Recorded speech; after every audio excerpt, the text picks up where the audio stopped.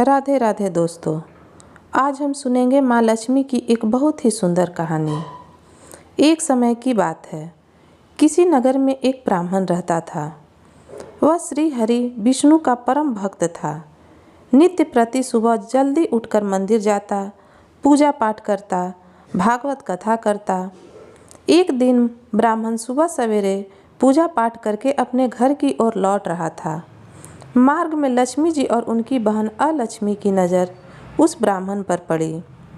लक्ष्मी जी ने अपनी बहन से कहा, देखो अब मैं इस ब्राह्मण के जीवन में प्रवेश करने जा रही हूँ।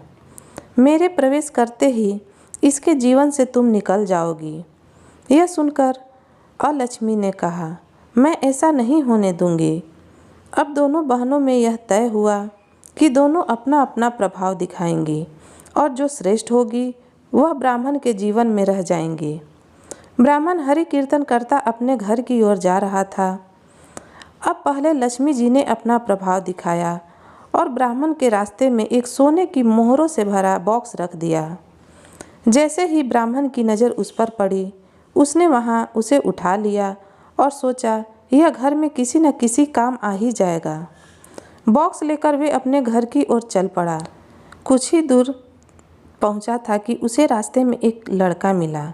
ब्राह्मण के हाथ में बॉक्स देखकर वह लड़का बोला, पंडित जी, मुझे मेरी चारपाई के लिए ऐसा ही बॉक्स चाहिए था। यह आपने कहाँ से खरीदा? मुझे भी बता दे, मैं भी ले आऊँगा। यह सुनकर ब्राह्मण ने कहा, बेटा, मैंने इसे खरीदा नहीं है, यह तो मुझे रास्ते में पड़ा मिला। यदि तुम्हें इसकी ज़रूरत है तो तुम इसे ले लो। लड़का बोला, पंडित जी, इस बॉक्स के आप 1 रुपये रख लो और मुझे यह बॉक्स दे दो।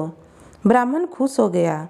1 रुपये में उसने लड़के को बॉक्स दे दिया और 1 रुपये लेकर अपनी पूजा की थाली में रख लिया और वह बॉक्स लेकर लड़का अपने घर की ओर चल पड़ा।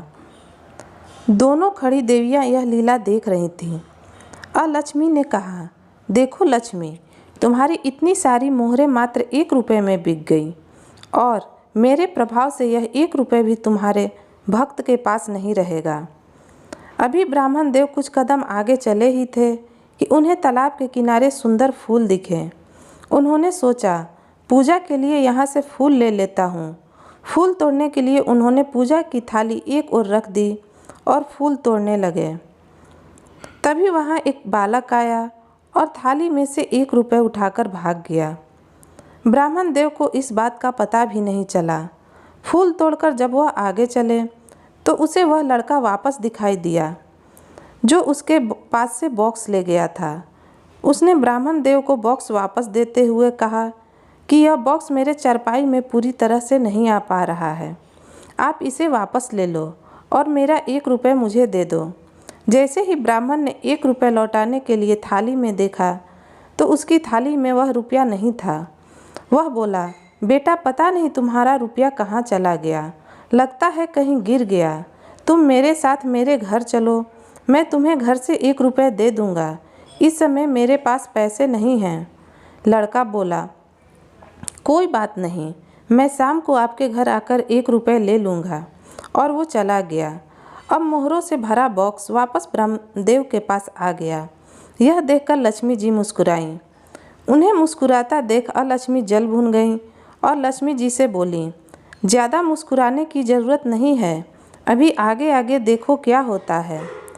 तभी ब्राह्मण के पास एक चरवाहा आया और बोला, ब्राह्मण देव, मेरा बेटा आपकी थाली में से 1 रुपये उठाकर ले गया था, इसे आप वापस ले लें और उसे क्षमा करें। ऐसा कहकर उसने वह रुपया ब्राह्मण को वापस लौटा दिया।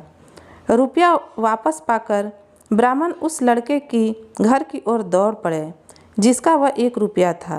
वह रुपया लौटाकर अपने घर की ओर वापस चल दिए। ब्राह्मण के हाथ में पूजा की थाली थी और दूसरे हाथ में मोहरों से भरा वह बॉक्स था। ब्राह्मण को लक्ष्मी जी के प्रभाव से लाभ होता देख अलक्ष्मी क्रोधित हो गई और एक सांप का रूप धारण करके ब्राह्मण की ओर चल पड़ी। सांप को देख ब्राह्मण देव भागने लगे, परंतु अलक्ष्मी ने उसका पीछा नहीं छोड़ा।